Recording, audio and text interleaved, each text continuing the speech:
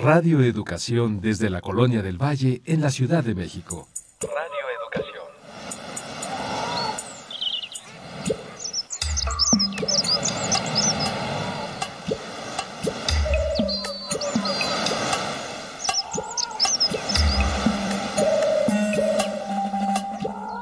Todo lo que se ha dicho sobre las mujeres lo han dicho los hombres. Las mujeres en la historia no han hablado.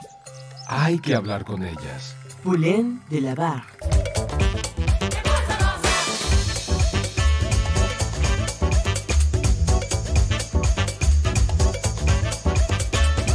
Las mujeres contamos.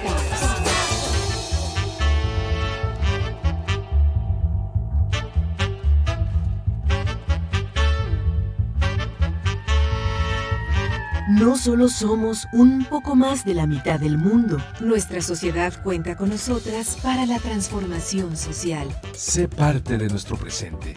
Dialoguemos de la política, de lo público y de lo íntimo. Con perspectiva de género.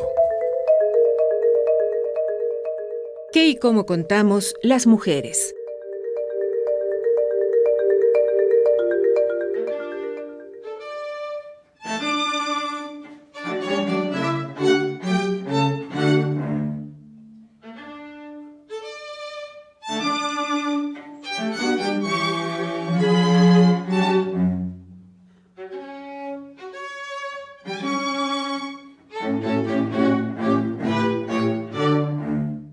Comprometida y enfrentada resueltamente contra un Estado confesional e intolerante, me sumé a la causa liberal, privando a mi familia de estabilidad, pero proveyéndola de una república.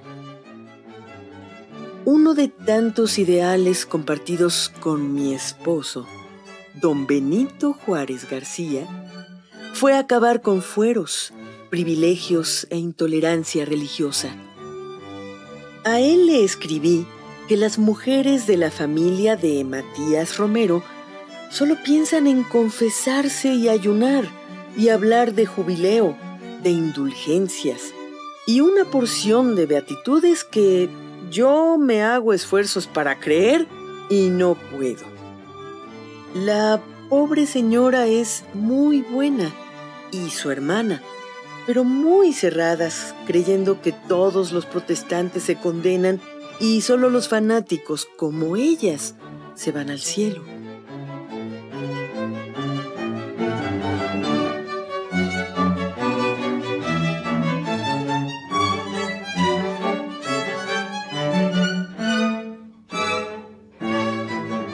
Separados por la guerra y sus peligros, redacté epístolas para alertar a mi esposo de traiciones, ineptitudes y errores.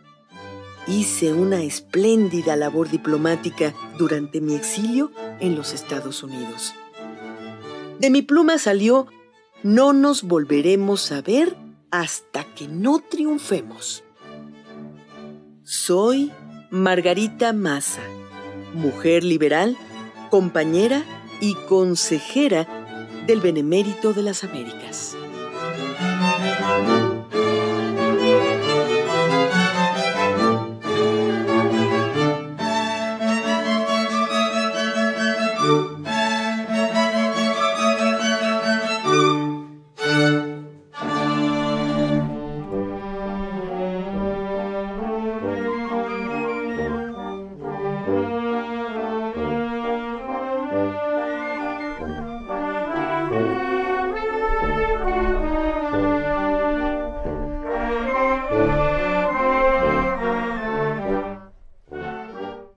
En la cuenta de los días, el siglo XIX mexicano no se entendería sin la figura de Benito Juárez. Este hombre de Estado compartió su ideología liberal, una parte importante de su actividad pública y su vida privada con Margarita Maza, su esposa, de quien se dice le brindó un apoyo incondicional. El programa de esta noche está dedicado a Margarita Maza, mujer clave en la época de la Reforma. Damos la bienvenida a nuestro invitado. Maestro, buenas noches. ¿Podría presentarse para nuestras audiencias? Muy buenas noches, con mucho gusto. Yo soy Raúl Alberto González Lezama, subdirector de investigación del Instituto Nacional de Estudios Históricos de las Revoluciones de México. Muchas gracias por aceptar la invitación. Encantado.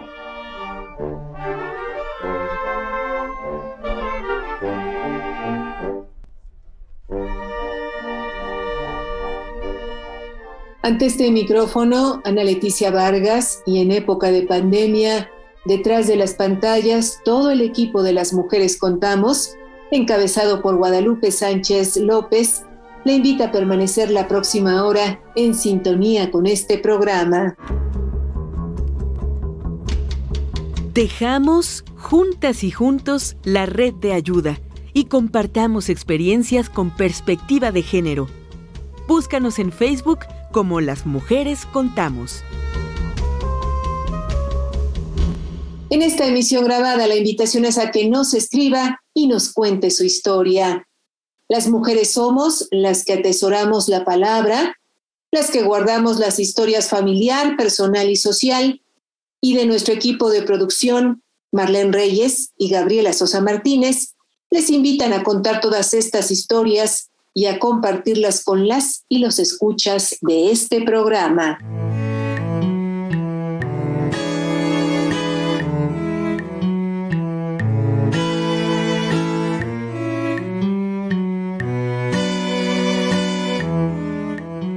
En esta emisión grabada de Las Mujeres Contamos, nos acompaña el maestro Raúl Alberto González Lezama. Él es subdirector de investigación en el INERM, que es el Instituto Nacional de Estudios Históricos de las Revoluciones de México. El tema de este martes, Margarita Maza, mujer clave en la época de la Reforma. Maestro, ¿qué es lo esencial que deberíamos conocer sobre Margarita Maza para ubicarla a ella como persona en su momento histórico, más allá de su relación con Benito Juárez? Lo interesante de Margarita es que podríamos pensar que se trató de una mujer excepcional. Por eso la recordamos, hablamos de Margarita Maza de Juárez y nos da inmediatamente una referente especial de un tipo de mujer. Construimos inmediatamente en nuestro imaginario un ideal de cierta mujer que debió haber cumplido con ciertas características excepcionales, distintas del común de sus coetáneas.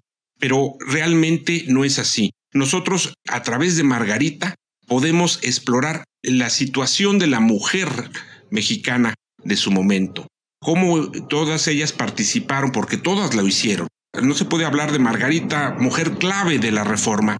Sí podemos, a través de ella, estudiar la participación de las mujeres, porque todos los procesos históricos son inconcebibles sin la participación de la otra mitad de la población.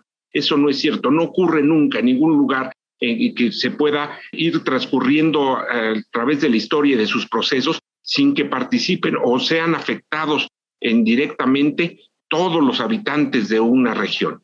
Claro, maestro. Y en este sentido, preguntarle qué posibilidades de acción y de desarrollo tenía una mujer en la segunda mitad del siglo XIX en México, la época de Margarita Maza, y máxime si se trataba de una primera dama. Bueno, aquí lo primero que tendríamos que hacer para poder comprender esta situación es despojarnos de nuestra percepción actual de la realidad. Nosotros juzgamos los hechos del pasado, lo hacemos automáticamente desde nuestra perspectiva, con los elementos que nosotros contamos, con nuestras propias categorías. Tendemos mucho a pensar que las mujeres, los indios, otros grupos sociales se encontraban relegados de la participación. Y esto no es verdad. Nosotros concebimos nuestra participación o nuestra existencia dentro de la sociedad con estos parámetros actuales. Pero en aquella época era distinto. Se movía la sociedad en tres planos principales. El mayor era el religioso. Éramos una sociedad increíblemente religiosa. Y luego, por otra parte, era un plano social. Y por último, un plano político. Pero en el siglo XIX el plano político era una novedad. Nosotros, antes de nuestra independencia, prácticamente nadie participaba en el plano político. Era algo unidireccional. Recibíamos nosotros instrucciones y nosotros las acatábamos. No en vano, por ejemplo, el virrey de la Croix hizo un bando haciendo saber a la población que no podía ni opinar respecto a la política.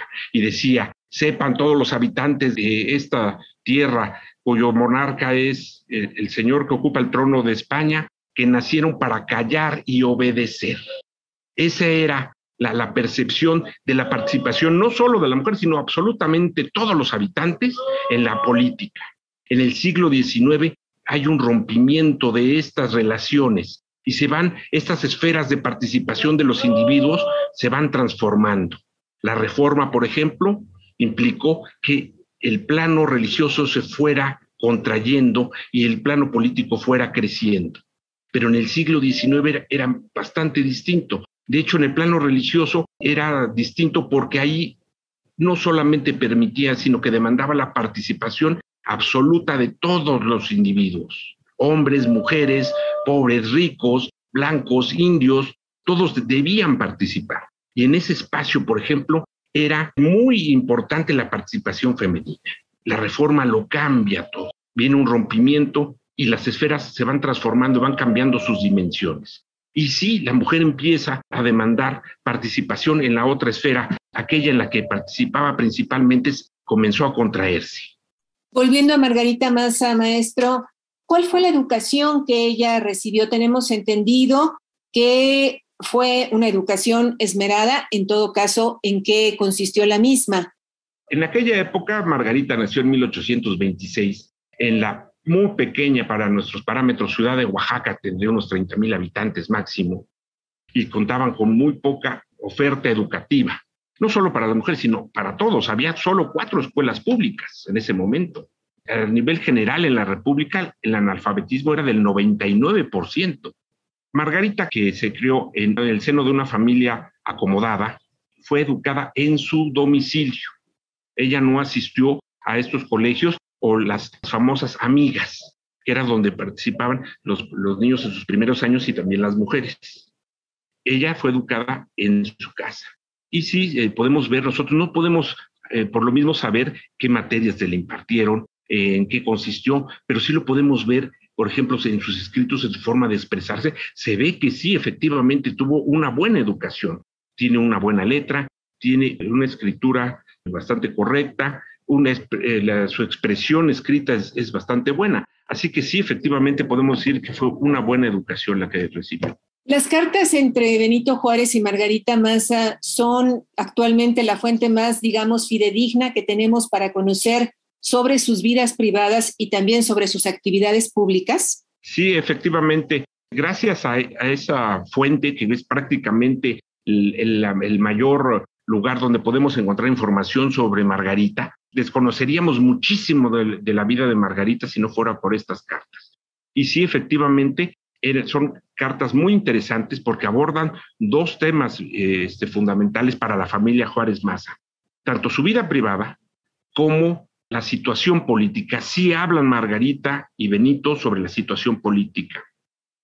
Margarita aconseja a don Benito, y lo cual refiere mucho de la visión que ella tenía de la situación que se estaba viviendo. Son cartas, sobre todo, que se dieron en momentos importantes de la historia de México. El mayor cantidad de cartas que tenemos de Benito y Margarita se dan durante la expatriación de Margarita a Nueva York durante la intervención francesa. Y entonces es una oportunidad en la que ella opina de cuál es la situación que está viviendo México. Don Benito algo le narra de ella, y entonces podemos saber cómo se interactuaban los dos, y también hablan de su situación familiar, cómo van los hijos, la enfermedad y muerte de sus hijos también es tratada ahí, así que nos da también un panorama de cómo era manejada su familia al interior de ella, ¿no? Maestro, y decirles a nuestras audiencias que estas cartas están publicadas y desde luego disponibles en la internet de forma gratuita por si están interesados en conocerlas.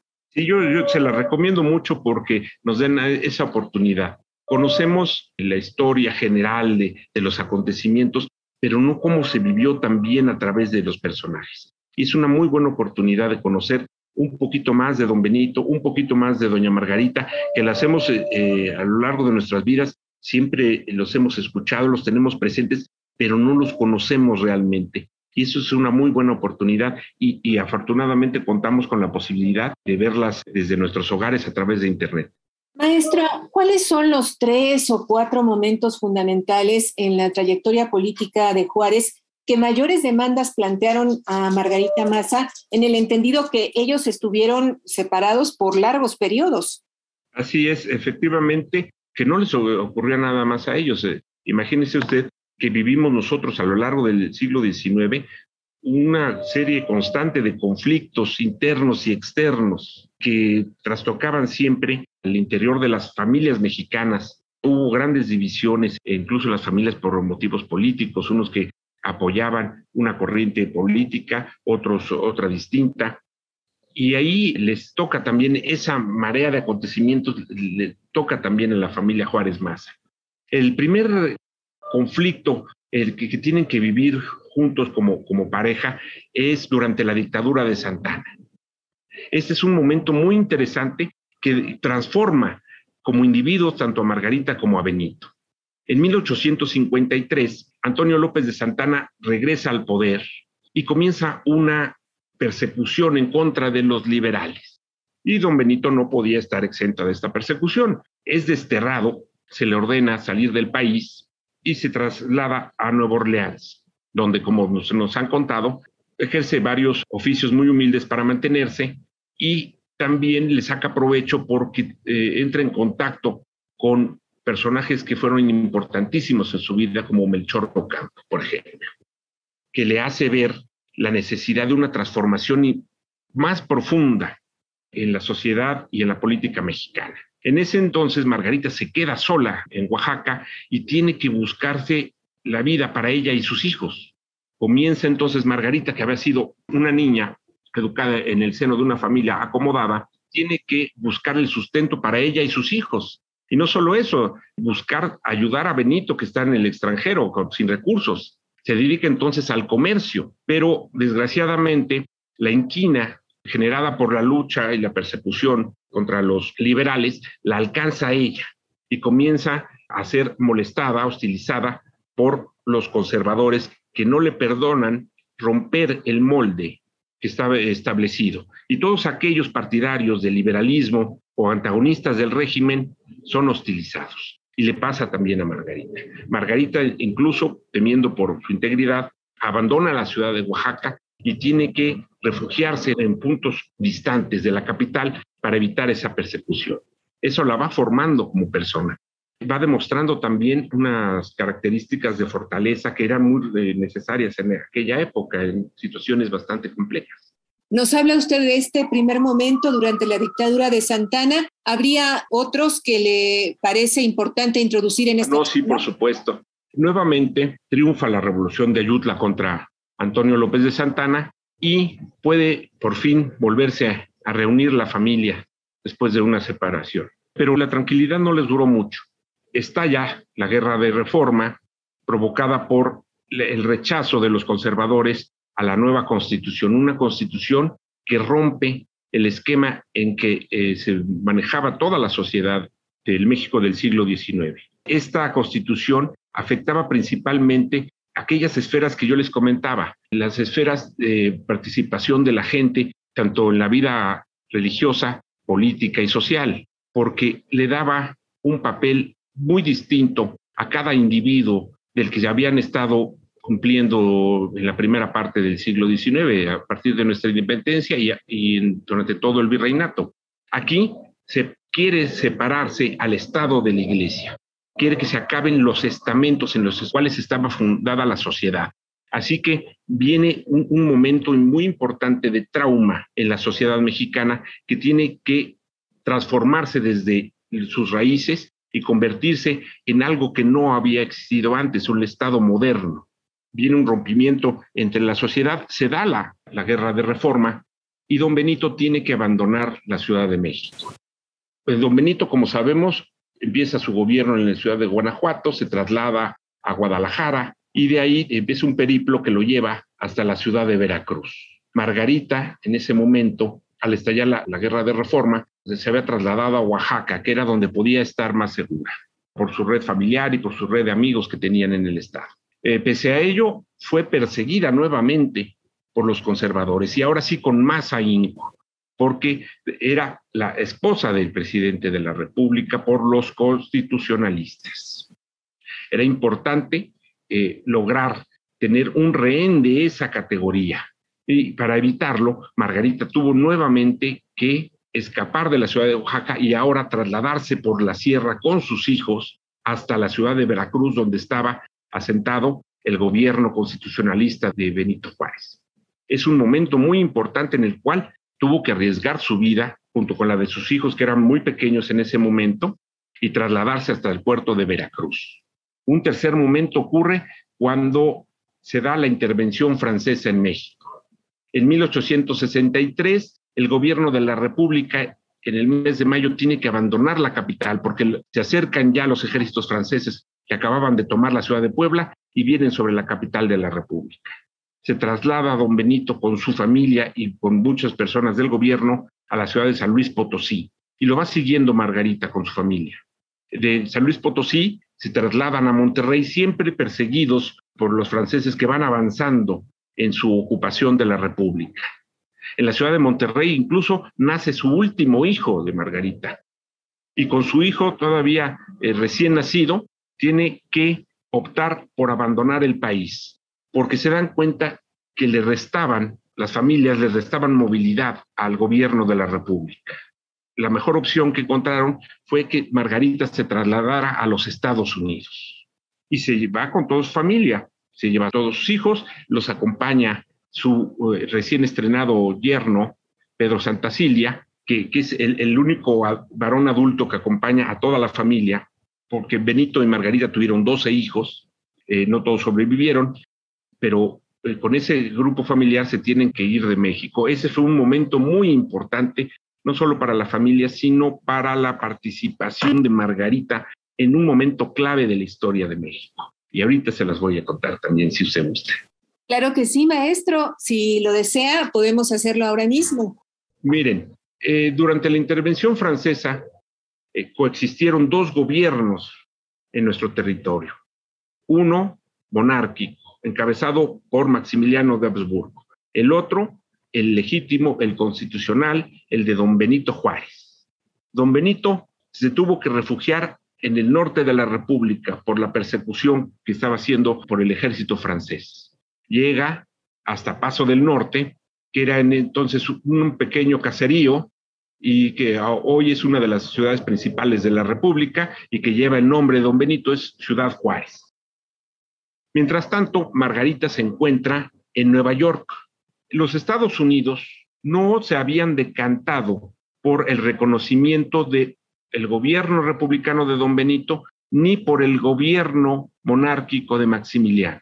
Por supuesto, los Estados Unidos, conforme a sus intereses, le era mucho más conveniente que el gobierno de la República triunfara sobre el gobierno de Maximiliano, pero no podían externarlo abiertamente porque temían entrar en conflicto con el gobierno francés. Así que había que buscar una manera en la cual mandar el mensaje, no solamente a los mexicanos, sino al mundo entero, mandar un mensaje diciendo a quién deseaban reconocer realmente, pero no se podía hacer explícitamente. Había que buscar alguna manera. Y Matías Romero, que era el ministro de México, el embajador, le llamaríamos hoy, en Washington, tiene la idea de que se hiciera de manera indirecta este reconocimiento, que se dejara ver a Francia y al gobierno de Maximiliano que los Estados Unidos preferían el gobierno de Benito Juárez.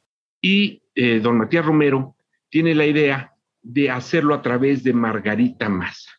Se invita a Margarita Maza a que visite Washington, D.C. En ese entonces el presidente de aquel país era Andrew Johnson, por la muerte de Abraham Lincoln, y había cambiado un poquito la política, quería ser un poquito más explícito. Así que lo que se le ocurre al presidente de los Estados Unidos es invitar a Margarita, que estaba casualmente, entre comillas, en Washington, a invitarla a una recepción en la Casa Blanca. Y también se invitó al representante francés.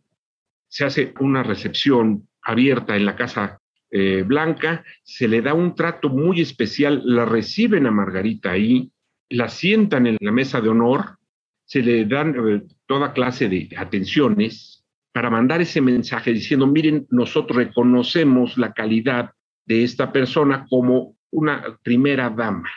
Y a través de eso se está mandando el mensaje a usted, señor don Maximiliano, no lo consideramos. Incluso ese impacto fue importantísimo. La prensa en la Ciudad de México, la monárquica, les llamó mucho la atención y fue muy criticada la situación. Se decía que cómo era posible que invitaran a esa señora que no era realmente nadie, le invitaran a la Casa Blanca. Y la cosa no paró ahí. El general Ulysses Grant, el jefe del ejército de la Unión, que acababa de derrotar a los confederados, no solamente la invitó a una recepción, sino que hizo una cena en su honor, solamente para doña Margarita. Ella era la invitada de honor en su residencia. A los 3 días de haber sido invitada a la Casa Blanca, se le organiza una cena en su honor. Y es objeto de muchas atenciones. El secretario de Estado la invita a visitar sus oficinas, donde le enseña documentos antiguos, en fin, la homenajean a Margarita. Y es Margarita el vehículo a través del cual se demuestra que la República Mexicana era la preferida por los Estados Unidos. Eso ayudó muchísimo a cambiar la percepción que se tenía en Europa de la situación. Se creía que Maximiliano iba a poder afianzarse en el trono de México, y a partir de ese momento se da un quiebre en las relaciones internacionales. Ya no es lo mismo, ya se dan cuenta que la situación no es aquella que se estaba promocionando. Entonces es Margarita un vehículo muy importante que contribuyó muchísimo a cambiar la situación del equilibrio, de la percepción internacional de la situación de la intervención francesa en México. Las presiones en el Senado y en el Congreso francés contra Napoleón crecieron, porque se dieron cuenta que la posibilidad del apoyo a Maximiliano era mucho menor. Entonces, contribuyó muchísimo Margarita a esta situación. Y Margarita, hay que decirlo, se sobrepuso a un dolor terrible. Cuando eso estaba ocurriendo, tenía meses que había perdido a uno de sus hijos y pocos meses antes había perdido a otro. Habían muerto 2 de sus hijos y ella estaba francamente apesadumbrada por esta situación. Lo mismo que don Benito. Y pese a ello, estuvo dispuesta a colaborar de esta manera. De veras, con una entrega bastante importante. Entonces sí contribuyó doña Margarita a ayudar a esta situación. Y no fue la única. Años después, cuando ya el gobierno de la República se había restablecido en la Ciudad de México, ocurrió un intento de independencia de Cuba que pertenecía todavía en esos momentos a España. Las simpatías del gobierno mexicano eran a favor de los independentistas cubanos, pero no se podía declarar abiertamente, eso diplomáticamente es incorrecto. Así que había que hacer ver que el gobierno mexicano veía con simpatía a los independentistas cubanos, pero no lo podía declarar abiertamente. Y nuevamente Margarita sale adelante en ese aspecto. Margarita asiste a ceremonias privadas en apoyo a los rebeldes y a los revolucionarios cubanos. En un teatro de la Ciudad de México se hizo un evento para recaudar fondos, hubo oradores, piezas poéticas, en fin, todo lo que se acostumbraba en aquella época. Y una de las invitadas fue Margarita Maza. Teóricamente era una particular, no se podía decir que el gobierno de la República estaba viendo con buenos ojos una situación, un movimiento revolucionario, pero fue Margarita, y eso apareció en los diarios y se narró, y se le dedicaron poesías y se le aplaudió a la señora. Eso estaba mandando un mensaje importante, y participó en ello Margarita. Y Margarita también participó en otros momentos de la historia de México, como por ejemplo, poco antes de la batalla del 5 de mayo, Margarita organizó con otras señoras el acopio de materiales para los soldados mexicanos. La sociedad estaba en ese momento un poco dividida. Había quienes veían con buenos ojos la intervención. No se sabía qué bando tomar. Y Margarita lo señaló también. Dice, nosotras, las mujeres mexicanas, estamos en favor de la República y del apoyo a México. Y lo hace desde la esfera en la cual no podía ser criticado. amparándose en que corresponde a la mujer velar por los enfermos, por aquellos desposeídos, fue la que empezó a copiar material para que los hospitales militares, los soldados mexicanos fueran atendidos, y llamó a las demás mujeres a participar en esa labor. Y tuvo muy buena respuesta. Gracias a eso, varios grupos de mujeres en muchos puntos de la República empezaron a formar también sus juntas de beneficencia en apoyo a los necesitados de guerra. Fue un efecto multiplicador, ayudó bastante.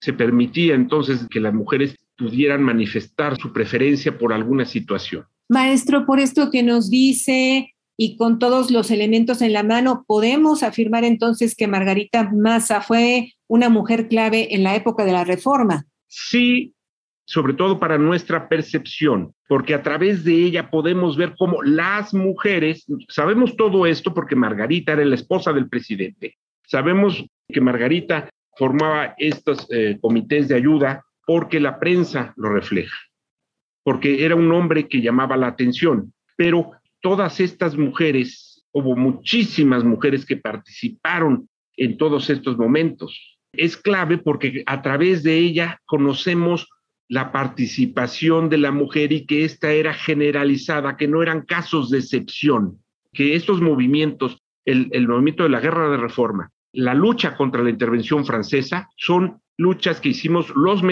y las mexicanas. En este momento es muy adecuado mencionarlo, porque todos participaron. Y a través de doña Margarita nos damos cuenta de que esto existió. Es un vehículo para estudiar estos fenómenos. Es más, pero desde determinados niveles, que se dio en varios niveles, porque nosotros sabemos que en nuestra historia de los ejércitos mexicanos no se puede concebir ningún acontecimiento bélico sin la participación de la mujer.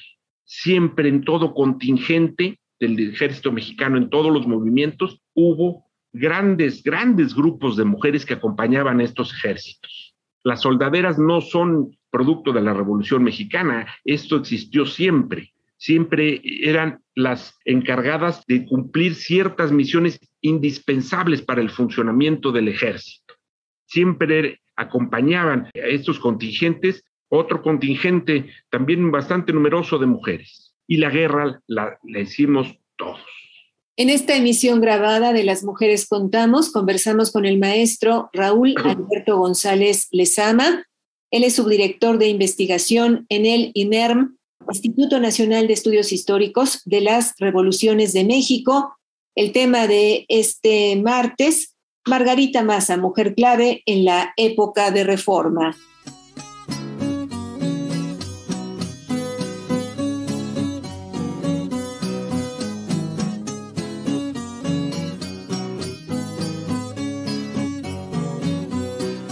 Yo soy libre como el viento, pero tengo dignidad. Adoro la libertad con todo mi corazón y de orgullo el alma llena. Declaro de buena gana que soy pura mexicana, nada tengo de español. Mucho poji, magiquita. Yo cuando me hacen la guerra, ¿quién lo llamo a nuestra tierra? ¿Quién le ruega estar aquí? Yo quererte con mirarte, sabe Dios que me condenas. Ve a que te saquen de penas, vamos en y Saliñí.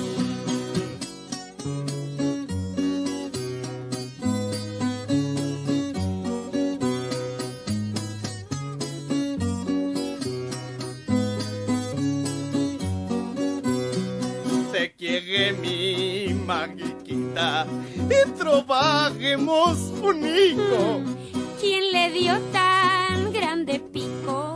Si soy chinaquita yo, y antes de que un extranjero darle mi mano resuelva, le diré vea que te envuelva la madre que te parió. Magiquita. Qué lindo es pasar la vida junto a una blusa encarnada tostada y hermosa con su altivez. Maguequita. El extranjero es un plato desabrido. Ven, chinaca, te he querido a espantar a ese francés.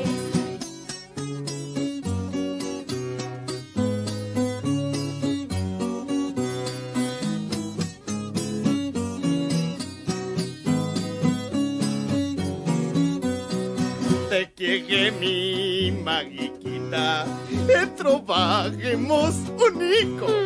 ¿Quién le dio tan grande pico? Si soy chinaquita yo. Y antes de que un extranjero darle mi mano resuelva, le diré, vea, que te envuelva la madre que te parió. Ay, Maguequita. Qué lindo es pasar la vida junto a una blusa encarnada, viendo una frente tostada y hermosa con su altivez. Maguequita. El extranjero es un plato desabrido. Ven, chinaca, te he querido a espantar a ese francés. Y saludamos a nuestra compañera Eliud Hernández. ¿Qué tal, Eliud? Muy buenas noches. Adelante. Muy buenas noches, Ana Leticia. Saludo con mucho gusto a ti y a las audiencias de Las Mujeres Contamos. La voz de doña Margarita Maza narra en primera persona los difíciles y peligrosos años de 1863 a 1867, en los cuales la familia Juárez Maza tuvo que marchar hacia el norte, Margarita e hijos hacia Estados Unidos y don Benito Juárez García a salto de mata con la República bajo el brazo. Este es el título de uno de los libros de Ediciones Tecolote. En él, Margarita dice: a las mujeres de mi época se les enseñaba a leer, pero no a escribir, para que no se cartearan con los novios. Yo sabía hacer las dos cosas y escribí muchas cartas a mi esposo. Esta es una edición que va dirigida a niñas y niños, pero se disfruta a cualquier edad, ya que muestra algunas fotografías e ilustraciones de época que dan cuenta de la relación de amor y apoyo incondicional entre estos dos personajes históricos. Esta noche las mujeres contamos acerca de este libro. Vamos a escuchar. Soy Cristina Urrutia, directora de Ediciones Tecolote, y comparto con Radio Educación, mi estación predilecta a quien felicito por su aniversario, así como a sus oyentes, algo sobre nuestro libro Juárez con la República bajo el brazo. Este libro forma parte de la colección Ya Verás, que aborda diversas épocas de la historia de México con el objetivo de acercar al niño al pasado de una forma interesante y amena. En este libro elegimos a la esposa de don Benito Juárez, Margarita Maza, para relatarnos el periodo en que México fue invadido por las tropas francesas y el presidente Juárez, junto con sus esposa e hijas, huían hacia el norte, como el título del libro lo dice, con la República bajo el brazo. Elegimos a doña Margarita como protagonista porque ella nos permite, hablando en primera persona, conocer otro aspecto del presidente Juárez, la de un esposo amoroso, preocupado por la seguridad y bienestar de sus 9 hijos. Además, su voz nos revela a una mujer que jugó un papel muy importante, tanto por el apoyo a su marido en momentos tan difíciles, como cuando de alguna manera lo representó durante su estancia en Estados Unidos. Cuando Juárez decidió que su esposa e hijos se instalaran en Estados Unidos por cuestión de seguridad, se inició un intercambio de cartas entre la pareja que nos devela la estrecha relación entre ellos. Me dispuse a venir a Washington acompañada por nuestras hijas. Asistí a la recepción del presidente de los Estados Unidos, Johnson. Aquí, en este país, te quieren y tienen simpatía por ti. Como verás en el periódico El Herald, dicen que estuve yo elegantemente vestida y con muchos brillantes. Eso no es cierto. Toda mi elegancia consistió en el vestido que me compraste en Monterrey antes de salir. y no tenía más que mis aretes que tú me regalaste un día de mi santo. Mucho me alegro de que los franceses se hayan retirado de Chihuahua. Recibe el corazón de tu esposa, que te ama y desea verte, Margarita. Como vemos, esta es una historia diferente a la que usualmente conocemos sobre el héroe Benito Juárez. Aquí, Margarita le quitó la levita y conocimos una pareja que se alegra, sufre y enfrenta los difíciles momentos de México, unidos por el amor y el respeto. Por todo esto, vale la pena que lean Juárez con la República bajo el brazo.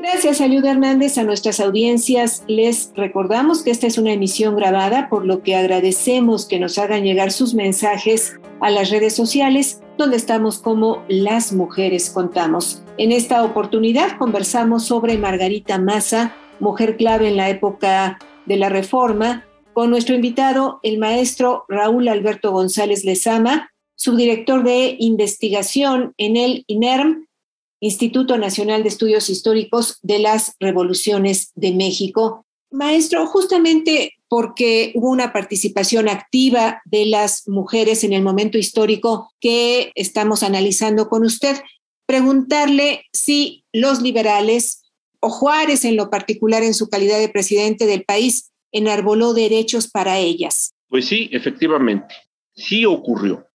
Lo interesante de este caso es que nosotros tendemos a creer o a construir una realidad del pasado, pensando que deliberadamente se trataba de excluir a las mujeres en la participación, por ejemplo, del ámbito político o del ámbito civil en cuestiones, por ejemplo, comerciales. Esto realmente no fue así, tan tajante como pudiéramos nosotros creer. Los liberales sí estaban de acuerdo en la participación de las mujeres en el ámbito social. Se pensaba que debía acotarse su participación política, no porque se les creyera incapaces de participar en este aspecto. Al contrario, se temía la participación, y esto de varios liberales, no todos, por supuesto, se temía que las mujeres, si participaban en la política, apoyaran a la iglesia, al clero. Recuerden que habíamos hablado de que había 3 planos de participación social de los individuos: el religioso, el civil y el político. En el religioso participaban todos, pero curiosamente quienes eran más activas y más comprometidas eran las mujeres. Ellas eran las encargadas de organizar las cofradías, las hermandades, este tipo de organizaciones de individuos particulares que, aunque estén relacionados con la iglesia, realmente son una organización civil, que se organizan al interior de estos grupos, y quienes llevaban la principal voz eran las mujeres. Se consideraba que esa era su principal esfera. Por eso la relación automática, es decir, si nosotros dejamos que participen las mujeres en política, estas se van a decantar siempre en favor de la iglesia. Y esto es un momento, la Reforma, un momento de rompimiento, en el cual debemos sacar a la iglesia de la participación política, porque era quien realmente gobernaba en México. Era un poder que estaba por encima del Estado. Siempre que se quería hacer una reforma civil, se oponía a la iglesia, y con la participación del ejército, que eran los 2 grandes estamentos privilegiados, siempre provocaban alguna rebelión bajo el lema de religión y fueros. Por eso la bandera conservadora siempre fue esa: religión y fueros. Cualquier intento de intervención del Estado sobre esta situación, sobre todo sobre la iglesia, era automáticamente rechazada y violentamente rechazada. Así que debía procurarse que no participaran las mujeres en ese sentido. De hecho, cuando se estaba discutiendo la Constitución de 1857 y se pretendía, para ese momento, gran osadía, declarar la libertad de cultos, era solo una propuesta. Empezaron a llegar participaciones masivas de mujeres que firmaban peticiones a los diputados para que se opusieran a la aprobación de la libertad religiosa.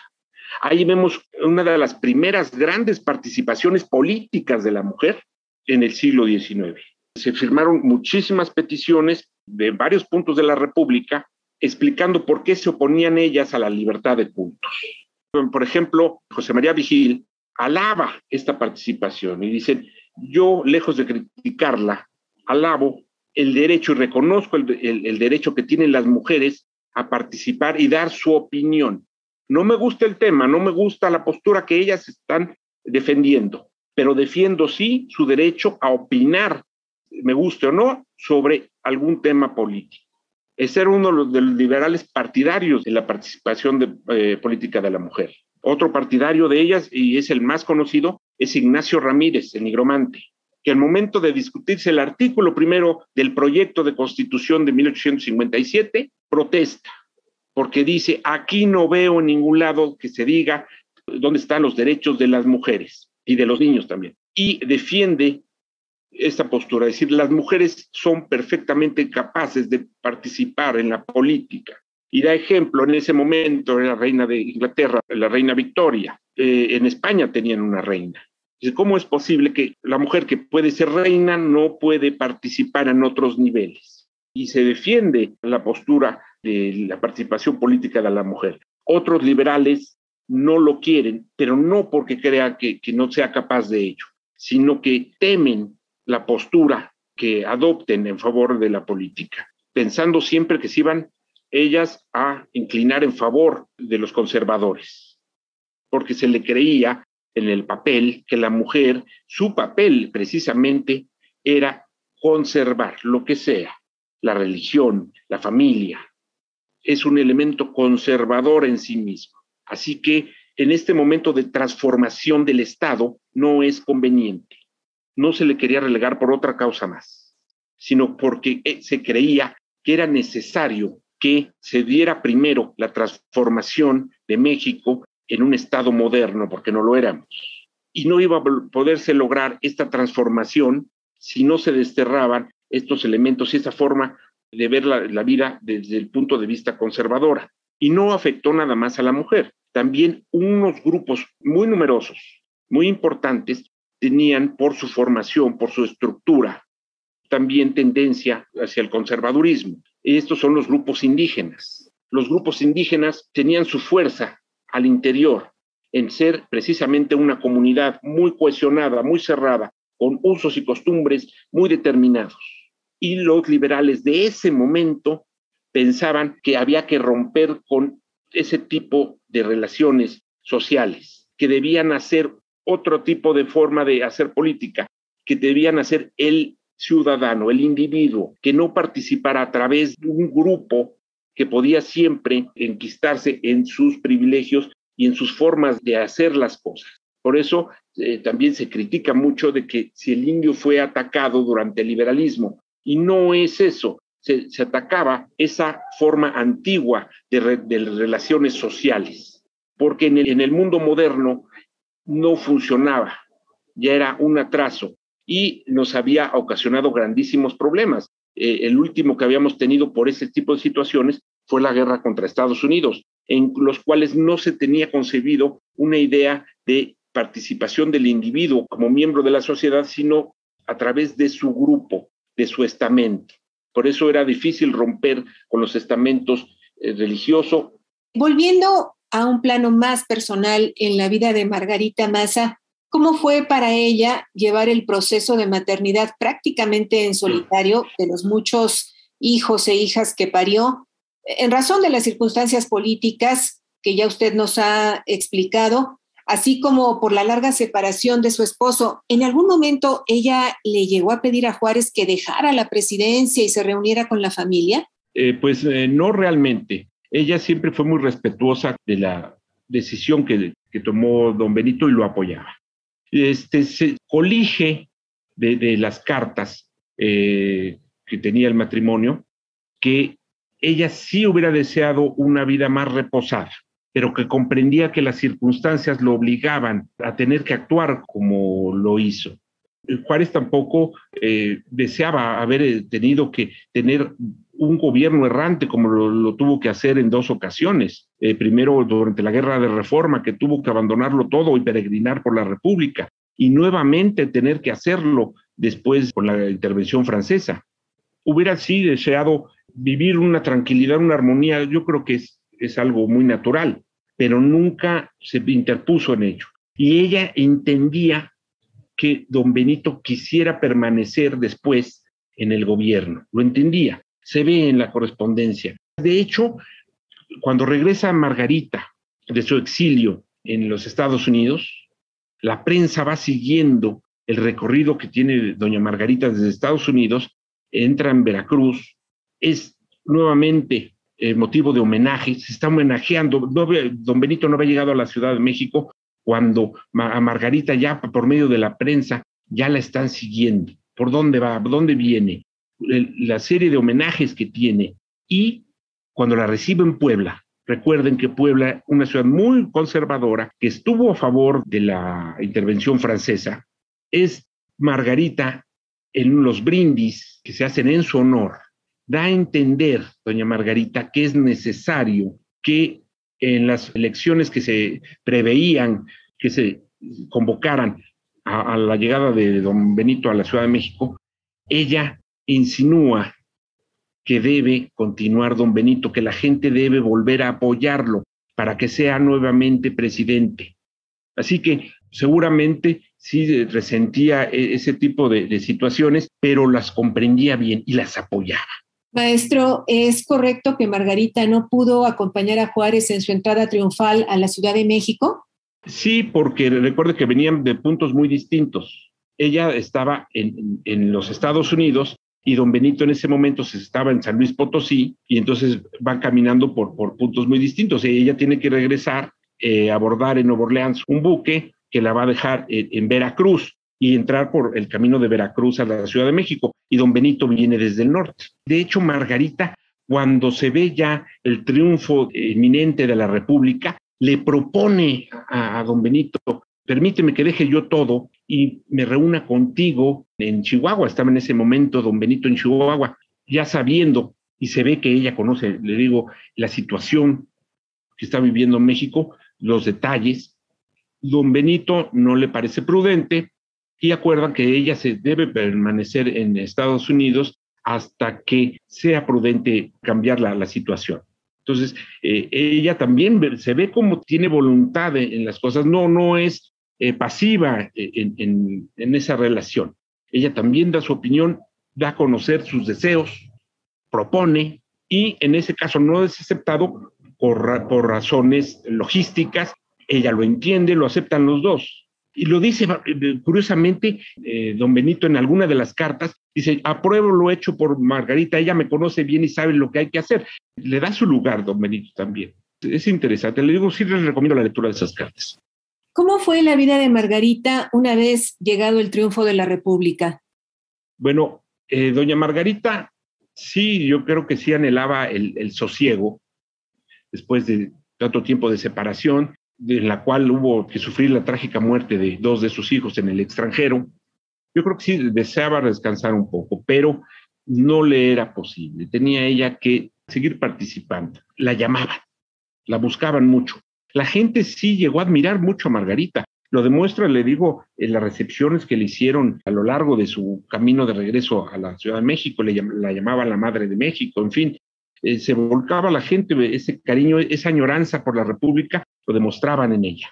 Y llegando a la Ciudad de México, pues era convocada para que presidiera un comité de beneficencia, para que apoyara, por ejemplo, las labores de las escuelas lancasterianas, y ella no quería mucho, era un poquito renuente a ello, pero tenía que hacerlo, accedió.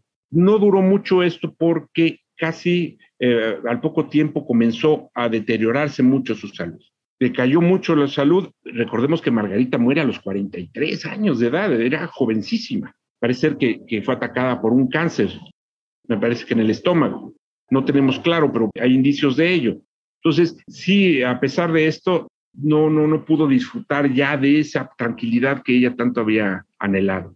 Y se fueron limitando, por supuesto, por lo mismo, sus participaciones en otros eventos, con excepción que les platicaba yo cuando asistió en apoyo a los rebeldes cubanos, pero ya no pudo hacer mucho más de lo que hubiera querido hacer ella.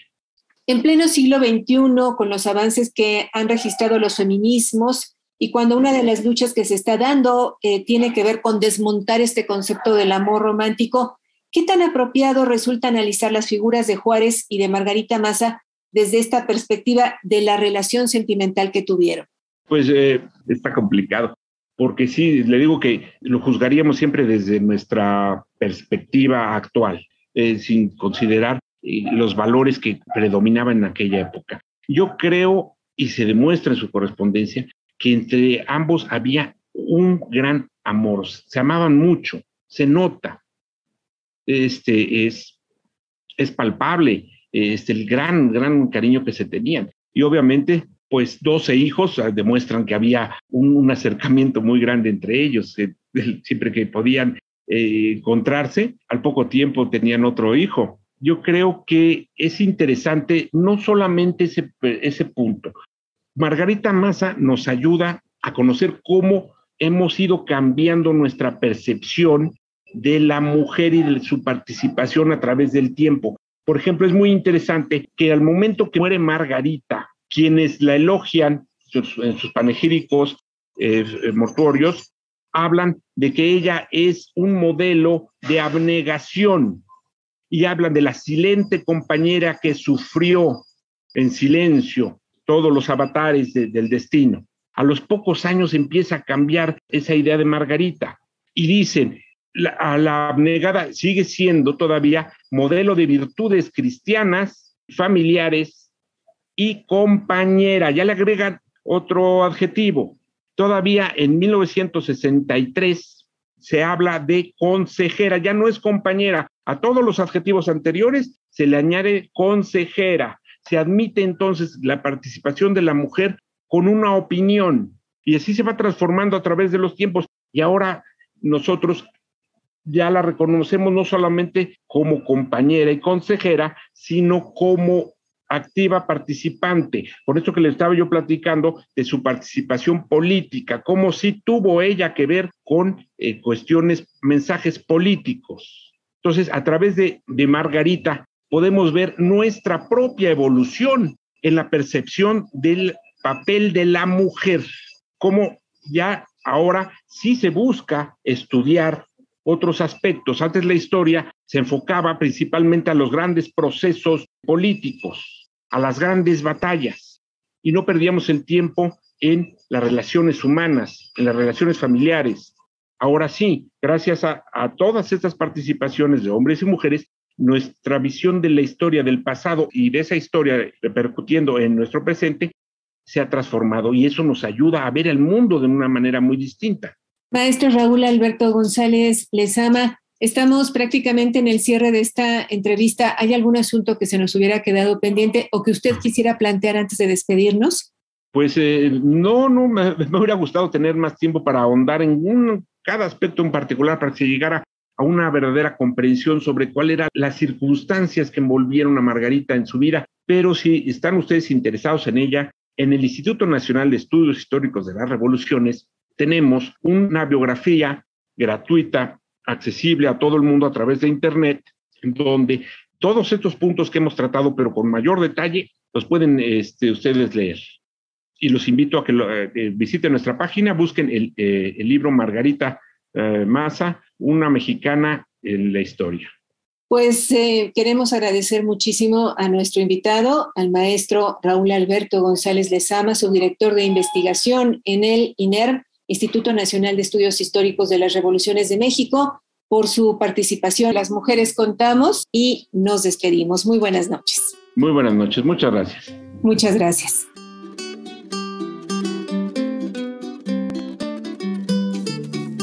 Las mujeres contamos. Participamos en este programa el equipo de Las Mujeres Contamos, Eliud Hernández, Edith Díaz, Guillermo Lagarda, Gabriela Sosa Martínez, Marlene Reyes y Ana Leticia Vargas en una producción de Guadalupe Sánchez López.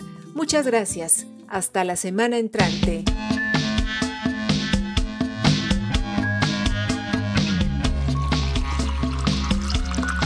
Las mujeres tenemos historia. Contarla es parte de la construcción de un futuro con equidad. Desde la Ciudad de México, 1060 kHz en amplitud modulada. Radio Educación. Las mujeres contamos. Las mujeres contamos.